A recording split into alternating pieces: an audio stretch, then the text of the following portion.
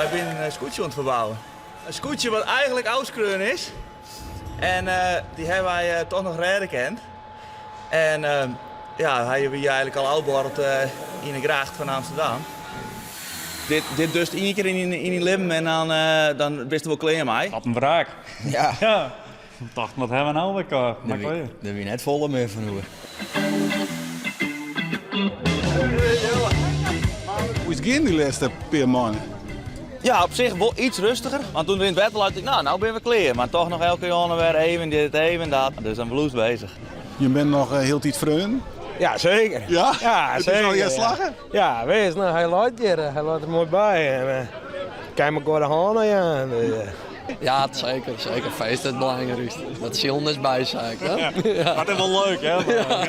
Feesten. Na je week voor het eerst zielen. Ja, Potje en dikke man. spannend. Ja, hè? Ja, zeker. Nee, maar dat, ik denk dat dat wel even een mooi momentje is.